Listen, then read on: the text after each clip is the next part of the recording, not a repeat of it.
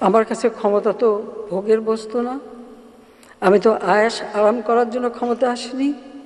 আমি দিন রাত অক্লান্ত পরিশ্রম করেছি বাংলাদেশটাকে একটু উন্নত করতে, এবং সেটা আমি সফলভাবে করতে পেরেছি। সবথেকে কষ্টের বিষয় হলো যেখানে তেমন কোনো ইস্যুই ছিল না, যে কোটা আমি সম্পূর্ণভাবে আমি সেটা বাতিল করে দিয়েছিলাম। হাইকোর্টের রায় সেটা আবার যখন পুনর্বার নিয়ে আসা হয় সরকারি পক্ষ থেকে, আমরা আপিল করি।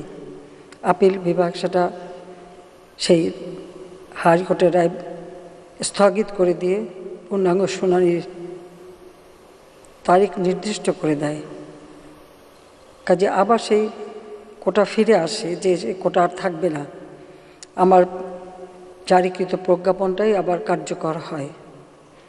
দুঃখের বিষয়, সেই সময় আন্দোলন করতে যেখানে আন্দোলন প্রতিটি দাবি কিন্তু মেনে নেওয়া হয়েছিল, মূল দাবি কোটা সংস্কার, আবার উচ্চ আদালত অ্যাপিলেট ডিভিশন থেকে সেটা রায়ও দিয়ে দেওয়া হয়। কিন্তু তারপরেও এই আন্দোলনের নামে যে সমস্ত ঘটনা ঘটেছে, ধ্বংসাত্মক কাজ করেছে, তারপরে অনেকগুলি প্রাণ ঝরে গেছে। আমি কোনোদিন ভাবতে পারিনি যে এই সময় এই ধরনের একটা অবস্থার সৃষ্টি হবে, আর সেখানে এতগুলি তাজা প্রাণ যাবে। কারণ স্বজন হারা বেদনা নিয়ে আমি বেঁচে আছি।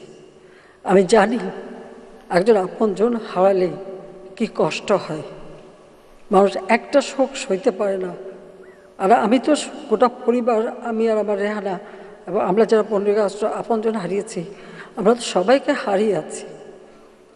তারপরে তো সে হারাবার বেদনা নিয়ে ফিরে এসেছিলাম বাংলাদেশে, যে বাংলাদেশে তখন আমার বাবার ঘাতকরা ক্ষমতায়, যুদ্ধ অপরাধী যারা আমাদের মা বোনকে ধরে নিয়ে ওই পাকিস্তানি হানাদার বাহিনীর তাদের ক্যাম্পে তুলে দিয়েছে, গণহত্যা চালিয়েছে, অগ্নিসংযোগ করেছে, গ্রামের পর গ্রাম জ্বালিয়ে পুড়ে ছারখার করে দিয়েছে, লুটপাট করেছে। তারাই তখন ক্ষমতায় ফিরে এসেছে 15 আগস্ট জাতির হত্যার পর। 6 বছর দেশে আসতে পারিনি, বিদেশে রিফিউজি হিসেবেই আমাদের থাকতে হয়েছে। আমার ছোট বোনের পাসপোর্টটাও যারা ক্ষমতায় এসেছিল দেয়নি, রিনিউ করতে দেয়নি। 6 বছর পর বাংলাদেশ আওয়ামী লীগ আমাকে যখন সবার প্রতি নির্বাচিত করে আমি ফিরে আসি, আমি ফিরে এসে বাংলাদেশের এমন কোনো অঞ্চল নেই, প্রত্যন্ত অঞ্চল আমি ভ্রমণ করি, কোন দেশে এলাকার মানুষ,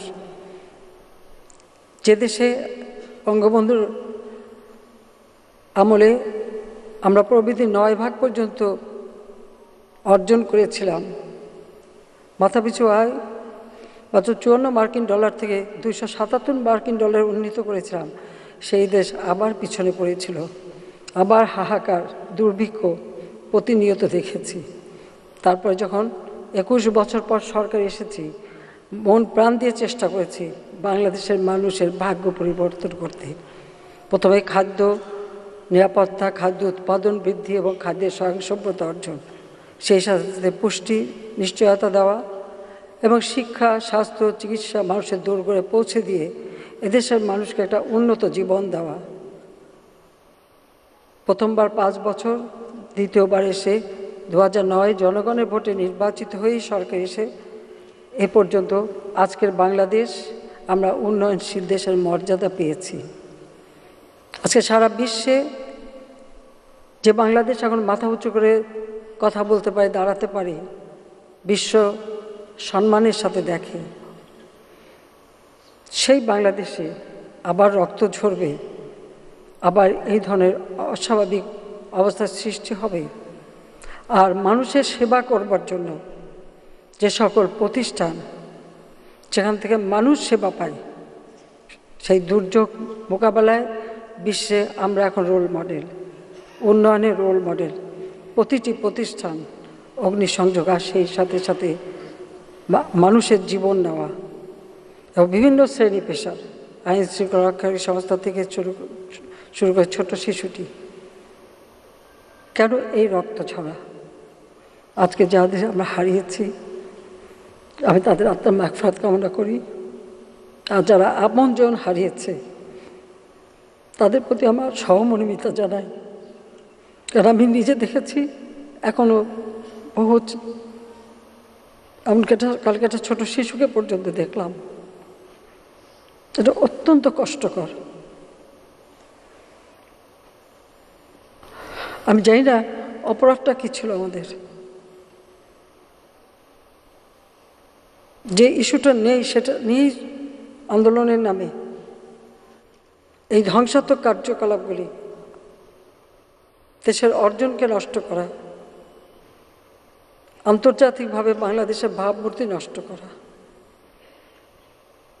কে কি অর্জন করলো সেটাই আমার প্রশ্ন। আমার কাছে ক্ষমতা তো ভোগের বস্তু না, আমি তো আয়েশ আরাম করার জন্য ক্ষমতা আসিনি। আমি দিন রাত অক্লান্ত পরিশ্রম করেছি বাংলাদেশটাকে একটু উন্নত করতে, এবং সেটা আমি সফলভাবে করতে পেরেছি। আজকে বাংলাদেশ বিশ্ব উন্নয়নের রোল মডেল।